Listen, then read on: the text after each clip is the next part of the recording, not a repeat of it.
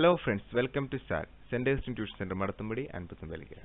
Please subscribe to our YouTube channel for new updated videos and also visit centerinstitution.blogspot.in. ഇതാണ് നമ്മുടെ centres tuition centre Puthampelikkara. അത് നമ്മൾ പഠിക്കാൻ പോകുന്നത് Kerala SSLC physics chapter 4 power transmission and distribution, power പ്രേഷണവും വിതരണവും, part 4 power loss. Please visit part 1 to 3 before watching this video.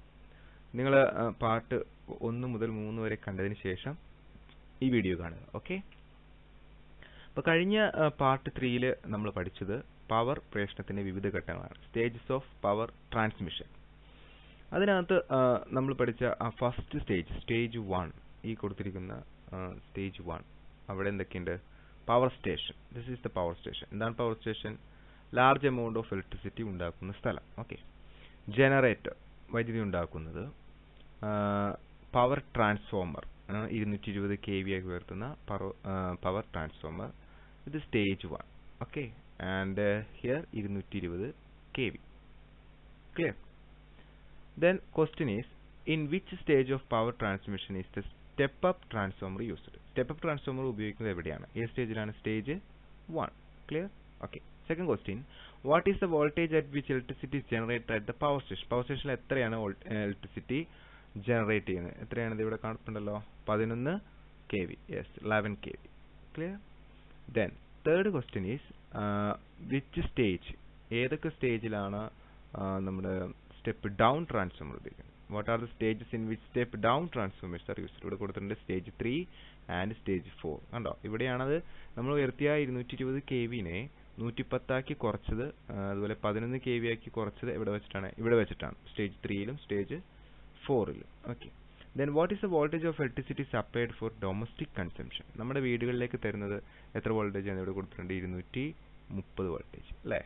Clear? House hold consumers 230 voltage. ഇതാണ് power transmission. അതിനകത്ത് 220 kV സബ്സ്റ്റേഷനിലേക്ക് നമുക്ക് കൊണ്ടുവരുന്നു.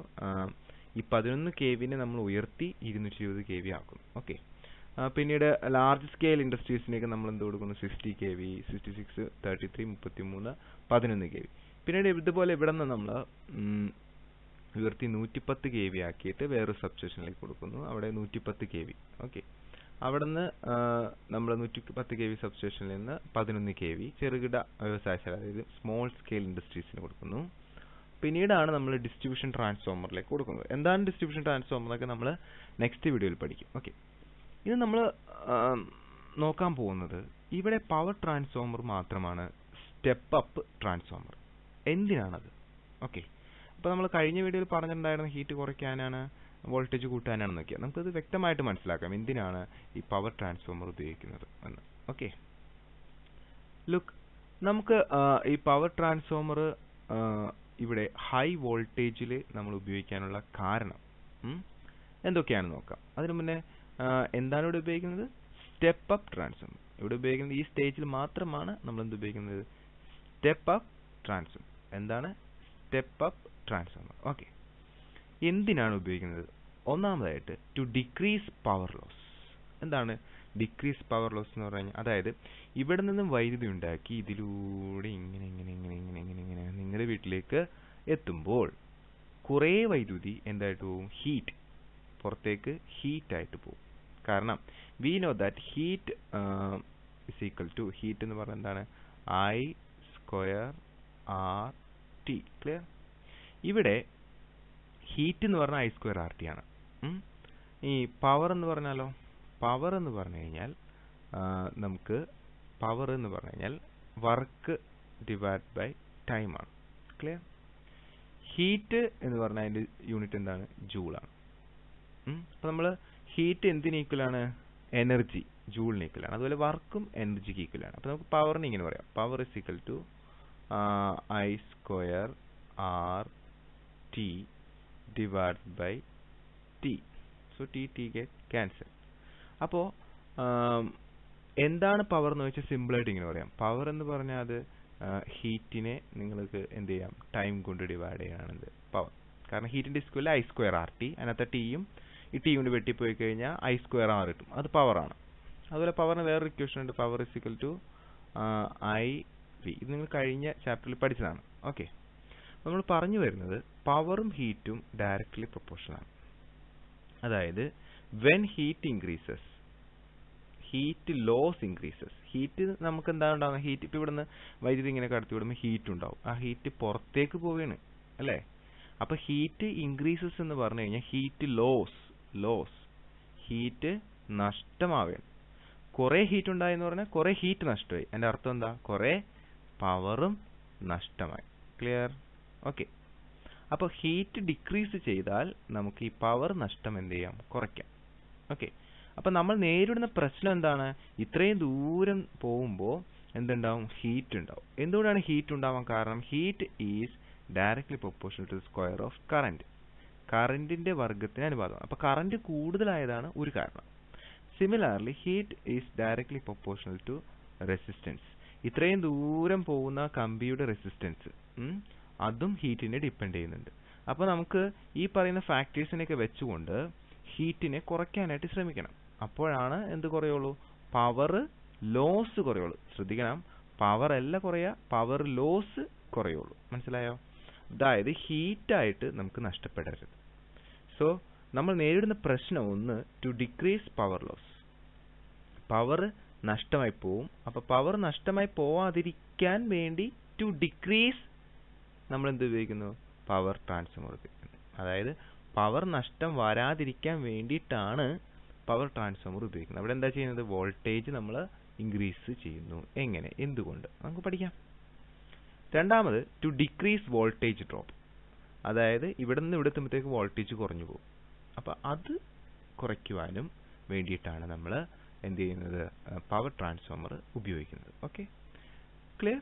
ഇപ്പോൾ രണ്ട് കാരണങ്ങളാണ്, to decrease power loss, to decrease voltage drop. ഈ രണ്ട് കാര്യങ്ങൾ ചെയ്യുവാൻ വേണ്ടിയിട്ടാണ് പവർ ട്രാൻസ്ഫോമർ ഉപയോഗിക്കുന്നത്. Okay, what are the problems faced when electrical power is to be transmitted to distant place? ദൂര സ്ഥലങ്ങളിലേക്ക് അയക്കുമ്പോൾ നമ്മൾ നേരിടുന്ന പ്രശ്നം എന്താണ്? ഒന്ന്, വോൾട്ടേജ് ഡ്രോപ്പ്, വോൾട്ടേജ് കുറഞ്ഞു പോകും. രണ്ട്, പവർ ലോസ്. നേരത്തെ പറഞ്ഞില്ലേ സാറ്, ഹീറ്റായിട്ട് കുറേ പോവും. അപ്പോൾ നമുക്ക് എങ്ങനെ പരിഹരിക്കാം? Energy losses in the form of heat. നമുക്ക് എങ്ങനെ പരിഹരിക്കാം? Reduce the resistance of transmission lines. അതായത് we know that heat is directly proportional to resistance. When resistance increases, heat also increases. അപ്പോൾ റെസിസ്റ്റൻസ് കുറച്ചാൽ പോരെ? റെസിസ്റ്റൻസ് കുറയ്ക്കണമെങ്കിൽ നമുക്ക് രണ്ട് മാർഗ്ഗമാണ്. ഒന്ന്, വണ്ണം കൂട്ടാം. അടുത്തത്, നീളം കുറയ്ക്കാം. To decrease the length and to increase the area of cross section.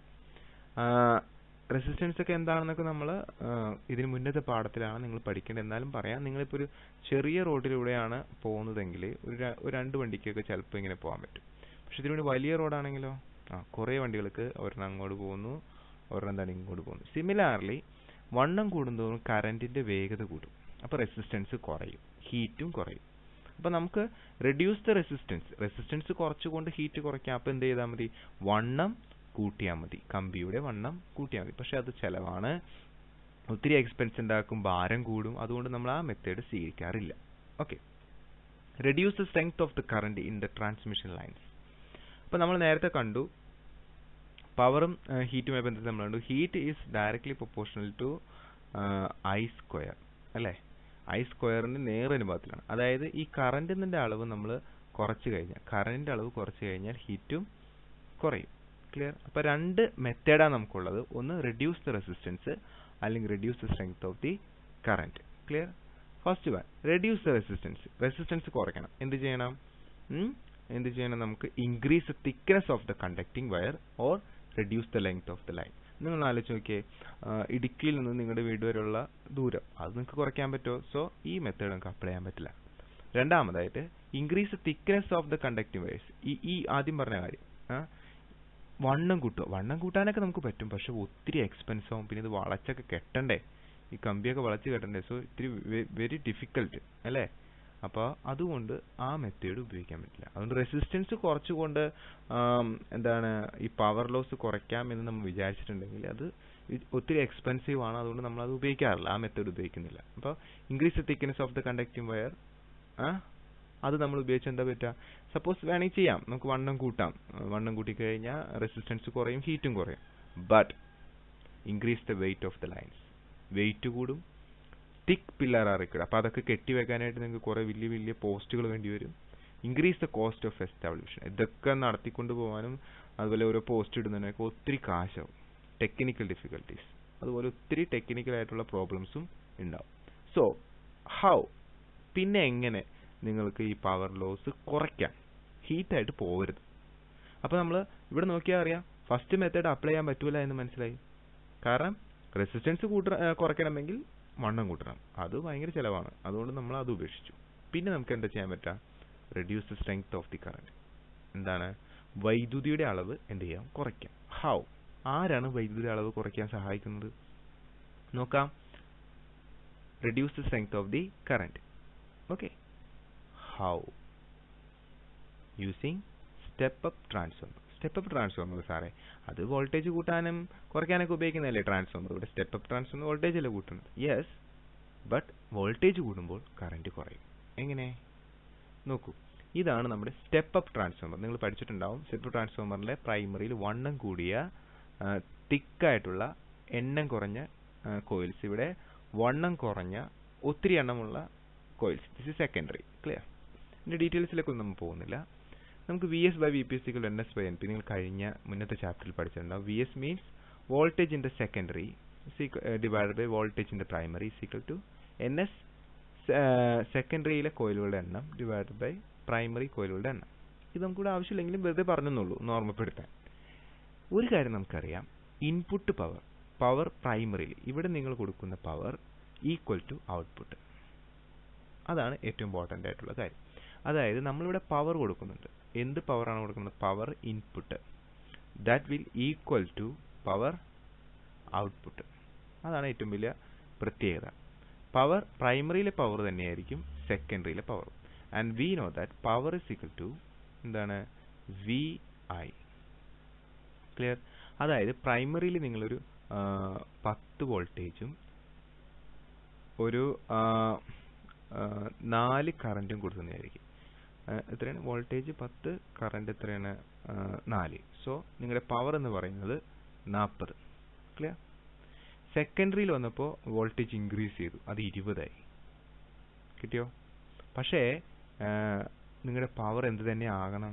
40 തന്നെ ആകണം. 40 കുറയില്ല. അപ്പോൾ വോൾട്ടേജ് ഇൻക്രീസ് ചെയ്തപ്പോൾ 20 ആയെങ്കിൽ ഇനി 40 ആണെങ്കിൽ ഒരു കാര്യമുള്ളൂ, ഇതെന്താവണം? കറണ്ട് എത്രയാവണം? 2 ആവണം. മനസ്സിലായോ? അതായത് നിലവിലുള്ള കറണ്ടിൻ്റെ 4 എന്നുള്ള കറണ്ട് പകുതിയാവണം. മനസ്സിലായോ? ഒന്നുകൂടി പറയാം. ഇപ്പോൾ പ്രൈമറിയിൽ വോൾട്ടേജ് 10 ഉണ്ടെന്ന് വിചാരിക്കാം. വെറുതെ പറയാണ്. Voltage 10, current 4. ഓക്കെ, അപ്പോൾ ടോട്ടൽ 10 × 4 40 ആണ് എന്ത്? പവർ. ഓക്കെ. സെക്കൻഡറിയിൽ ഒരു ട്രാൻസ്ഫോമറിൻ്റെ പ്രത്യേകത, സെക്കൻഡറിയിലെ പവറും പ്രൈമറിയിലെ പവറും സെയിം ആയിരിക്കണം. അപ്പോൾ സെക്കൻഡറിയിലെ പവർ എത്ര തന്നെ വരണം? 40 തന്നെ വരണം. പക്ഷേ ഇതൊരു സ്റ്റെപ്പ് അപ്പ് ട്രാൻസ്ഫോമർ ആയതുകൊണ്ട് ഈ 10 വോൾട്ടേജ് എന്നുള്ളത് എത്രയാക്കി? അത് കൂട്ടി 20 വോൾട്ടേജ് ആക്കി. ക്ലിയർ? ഓക്കെ. അപ്പോൾ 20നെ പിന്നെ എന്തുകൊണ്ട് ഗുണിച്ചാലാണ് 40 കിട്ടുള്ളൂ? 2 കൊണ്ട്. അതായത് കറണ്ട് ഓട്ടോമാറ്റിക്കലി കുറഞ്ഞു, പകുതിയായി. അപ്പോൾ വോൾട്ടേജ് ഇൻക്രീസ് ചെയ്താൽ എന്ത് കുറയും? കറണ്ട് കുറയുന്നു. മനസ്സിലായില്ലേ? കറണ്ട് കുറഞ്ഞു കഴിഞ്ഞാൽ എന്ത് കുറയും? ഹീറ്റിൻ്റെ അളവ് കുറയും. Because heat is directly proportional to I square. Okay. അപ്പോൾ പവർ എന്ന് പറഞ്ഞാൽ എന്താണ്? V I. വി കണ്ടോ? വി കൂടുന്തോറും ഐ കുറയണം. കണ്ടോ? ക്ലിയർ? ഓക്കെ. ഇനി നോക്കൂ, if voltage is increased tenfold, what will happen to the current? Voltage നമ്മൾ 10 ഇരട്ടി ആക്കിയാൽ കറണ്ട് എന്ത് സംഭവിക്കും? Suppose power is equal to V I and 10 × V × I. നമ്മൾ വോൾട്ടേജ് ഒരു 10 ഇരട്ടി ആക്കി. അപ്പോൾ എൻ്റെ ഇൻപുട്ടിൽ തുടക്കത്തിൽ പവർ എത്ര ഉണ്ടായി? V I. എനിക്ക് അത് തന്നെ ഇവിടെ കിട്ടണം. അതായത് 10 ഇവിടെ നിന്ന് പോകണം. അപ്പോൾ ഞാൻ ഐയുടെ താഴെ ഒരു 10 ഇടുന്നു. കണ്ടോ? So what happen? ഈ 10 ഗെറ്റ് ക്യാൻസൽ. സെയിം ഫസ്റ്റ് എത്ര ഉണ്ടായി? വി ഐ ഉണ്ടായി. അത് തന്നെ എനിക്ക് ഇവിടെ കിട്ടി. കണ്ടോ? അപ്പോൾ വോൾട്ടേജ് നമ്മളൊരു 10 ഇരട്ടി ആക്കിയാൽ അതിന് തത്തുല്യമായിട്ട് കറണ്ടിൻ്റെ താഴെ ഒരു 10 ഇടണം. അപ്പോൾ അതിൻ്റെ അർത്ഥം കറണ്ട് 10 കറണ്ട് 10 കുറഞ്ഞു. അങ്ങനെ കറണ്ട് 10 കുറഞ്ഞാൽ ഹീറ്റ് എത്രയായി കുറയും? Heat is equal to, we know that heat is equal to I square R T. So ഹീറ്റിലെ ഐയുടെ സ്ഥലത്ത് നിങ്ങൾ എന്ത് ചെയ്യുക? 1/10 കൊടുക്കുക. ക്ലിയർ? ഓക്കെ. I/10 10. കണ്ടോ? അപ്പോൾ ഇതൊന്നും വെട്ടിപ്പോവും. ലാസ്റ്റ് ഫൈനലി നമുക്ക് എന്ത് കിട്ടും? വി ഐ തന്നെ കിട്ടും. നമ്മുടെ ഇൻപുട്ട് പവർ തന്നെ കിട്ടും. Clear? Okay. So heat is I square R T. ഹീറ്റിൻ്റെ സ്ഥലത്ത് 1/10 സ്ക്വയർ ആർ ടി. അപ്പോൾ എത്ര 1/100. അപ്പോൾ എന്തോ വലിയ വ്യത്യാസമാണ് വന്നേ നോക്കിയേ. അതായത് നമ്മൾ വോൾട്ടേജ് ഒരു 10 ഇരട്ടി ആക്കിയാൽ കറണ്ട് നോക്കിയേ 100-1 കണ്ടാ, 100-1. കറണ്ട് 1/10 ആവും. അപ്പം അതിൻ്റെ സ്ക്വയർ അല്ലേ, heat direct proportional to square ആണ്. അപ്പോൾ 1/100 കണ്ടോ, ഒരുപാട് ഹീറ്റ് എന്ത് ചെയ്യും, കുറയും. 100-1 ഹീറ്റ് കുറയും എന്നുള്ളതാണ് ഏറ്റവും വലിയ പ്രത്യേകത എന്ന് പറയുന്നത്. മനസ്സിലായോ? ക്ലിയർ? ഓക്കെ. നേരത്തെ 1/10 അത്രയും കറണ്ട് ഇൻറ്റു RT ആയിരുന്നു. ഇനിയോ 1/100 ഇൻറ്റു RT. അപ്പോൾ ഇത് വളരെ ചെറിയ സംഖ്യയാണ്. ഇതോ ഇതിൻ്റെ ഒരു 10 ഇരട്ടി ഉണ്ട്. അതിൽ നിന്ന് ഒരു 100 ഇരട്ടി നമുക്ക് എന്താണ് കുറഞ്ഞു എന്നുള്ളതാണ്. മനസ്സിലായോ? ക്ലിയർ ആണോ? അപ്പോൾ അതുകൊണ്ടാണ് ഇങ്ങനെ കറണ്ട് കുറച്ചുകൊണ്ട് ഹീറ്റിൻ്റെ അളവ് കുറയ്ക്കാൻ വേണ്ടിയിട്ടാണ് നമ്മൾ പവർ ട്രാൻസ്ഫോമറിൽ എന്തുപയോഗിക്കുന്നത്? പവർ ട്രാൻസ്ഫോമർ നമ്മൾ സ്റ്റെപ്പ് അപ്പ് ട്രാൻസ്ഫോമർ ഉപയോഗിച്ച് 220 കിലോ വോൾട്ടാക്കി മാറ്റുന്നത്. ക്ലിയർ? ഓക്കെ. യെസ്. ഇനി എങ്ങനെയാണ് ഇത് നമ്മൾ നമ്മുടെ വീടുകളിലേക്ക് എത്തിക്കുന്നതിന് ഉപയോഗിക്കുന്ന ഡിസ്ട്രിബ്യൂഷൻ ട്രാൻസ്ഫോമർ എന്താണ്? ഇതൊക്കെ നമുക്ക് നെക്സ്റ്റ് ക്ലാസ്സിൽ പഠിക്കാം. ഓക്കെ. Thanks for watching.